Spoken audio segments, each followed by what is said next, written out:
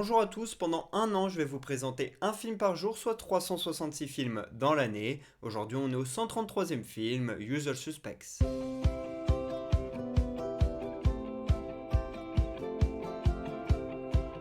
Usual Suspects est un film sorti en 1995, réalisé par Bryan Singer. C'est l'histoire d'un infirme qui se retrouve en interrogatoire avec un policier parce qu'il a pris parti dans un massacre la veille et c'est l'un des rares survivants. Il est donc là pour donner sa version des faits, expliquer qui étaient ses complices et aussi essayer de découvrir qui était là à la tête de tout ça, un homme qui se fait nommer Keyser Söze. Pour jouer cet infirme, on a Kevin Spacey qui obtient l'Oscar du meilleur acteur dans un second rôle pour sa performance qui est exceptionnelle. On le connaît pour Seven, House of Cards, la série, et également American Beauty. Et malheureusement, on sait aussi qu'il a commis des actes très sombres à des femmes, et c'est ce pourquoi on ne le voit plus à l'écran depuis quelques années. Le réalisateur, c'est Bryan Singer, on l'a connu pour X-Men et Valkyrie, et malheureusement, lui aussi a commis des choses. C'est sorti lors de l'affaire Weinstein en 2016, et donc depuis, il ne fait absolument plus rien. Là, depuis quelques temps, il essaie de faire un retour, mais bon, je pense que c'est difficile. Les producteurs doivent pas se battre pour signer un gars qui a été accusé de différentes choses. Et il faut savoir qu'il était sur le tournage de Bohemian Rhapsody quand tout ça est sorti, et il s'est donc fait virer par la Fox, et ils ont dû trouver un remplaçant pour terminer le film. Sinon, pour repartir avec une touche un peu plus positive qui va vous donner envie de voir le film, on a d'autres acteurs comme Stephen Baldwin, le frère d'Alec Baldwin, et d'ailleurs toute cette famille-là, elle est quasiment que dans l'acting. On a aussi l'enquêteur qui est joué par Chaz Palminteri, on le connaît surtout pour Il était une fois dans le Bronx, il est parfait dans ce genre de rôle. On a aussi Kevin Pollak par exemple, Gabriel Byrne ou encore Benicio del Toro. À la musique, on a John Ottman qui est également le monteur de ce film, et ce sur beaucoup de films de Bryan Singer.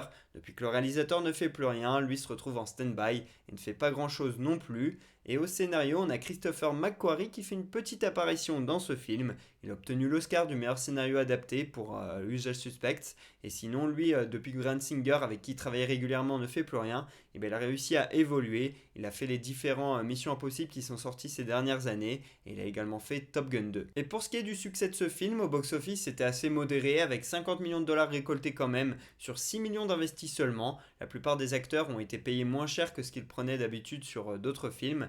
Et par contre, c'est après, avec le temps, que le film est devenu culte, notamment pour ce scénario complètement fou. Si je vous parle de ce film aujourd'hui, c'est parce que l'on fête les 74 ans de l'acteur Gabriel Byrne qui joue Dean Keaton dans ce film. C'est un Irlandais qui a passé toute sa jeunesse dans le pays et ensuite il est parti en Angleterre puis en Espagne où il a été prof d'anglais. Et après avoir été en Espagne pendant 4 ans, il est revenu en Irlande pour être cette fois-ci prof d'espagnol. Il comprenait bien la langue au bout d'un moment. Et donc là, il arrive à presque une trentaine d'années et rien ne le prédestinait à faire du cinéma. Mais il faisait du théâtre amateur et petit à petit, il a gravi les échelons.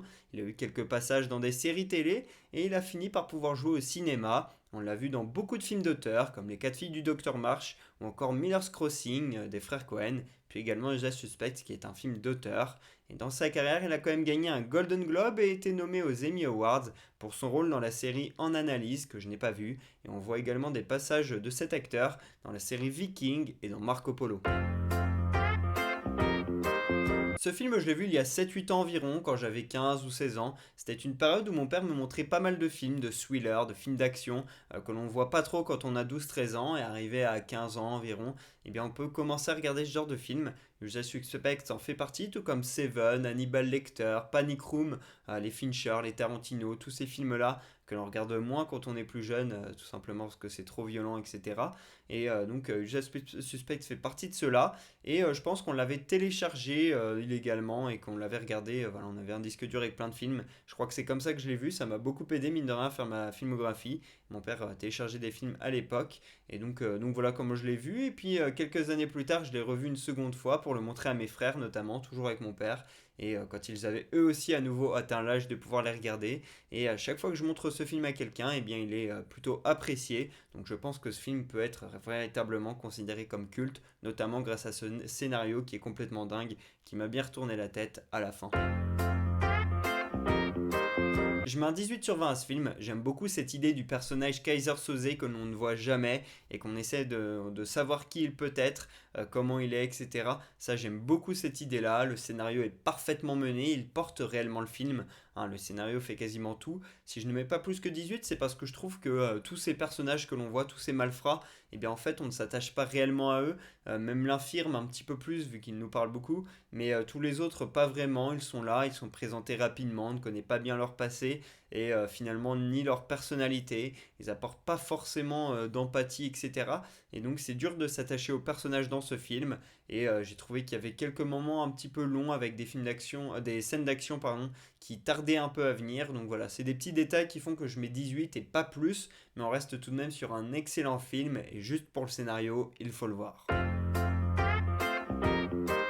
Première anecdote, Kevin Spacey a vu le film Ennemi public de Bryan Singer lors du festival Sundance aux États-Unis. C'est un festival qui met en avant des films indépendants et il a complètement adoré ce film et donc il a été voir le réalisateur en lui disant peu importe quel est ton prochain film, je veux être dedans. Et ce prochain film, c'était Usual Suspects. Deuxième anecdote, le scénariste Christopher McQuarrie a été pioché dans son propre passé pour trouver les noms de personnages de ce film. La plupart, ils portent le nom de ses collègues qu'il avait dans un cabinet d'avocats. Il a juste changé Kaiser Soumé en Kaiser Soze, Soze voulant dire trop bavard en turc. Troisième anecdote, le film s'est tourné en seulement 35 jours parce que le budget n'était pas très élevé. Il y a donc eu un timing très serré pour tourner les scènes, mais il y en a une qui a été difficile à tourner, celle où les 5 hommes sont détenus ensemble en prison, et en fait ils n'arrêtaient pas de rigoler au moment de la scène, et donc ils ont fini par improviser parce que le réalisateur il n'en pouvait plus, fallait passer à la suite, et donc il y a eu quelques rires qui sont quand même restés malgré tout, et ça fait une scène qui est bien éloignée du script original,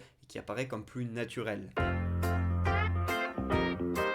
Voilà pour ce 133e épisode d'Un jour un film, j'espère que je vous aurai donné envie de regarder Usual Suspects. Pour ma part, je vous dis à demain pour parler du 134e film de l'année. Et pour que vous sachiez de quel film on va parler, un petit indice, histoire naturelle. Dites-moi en commentaire sur de quel film on va parler. À demain.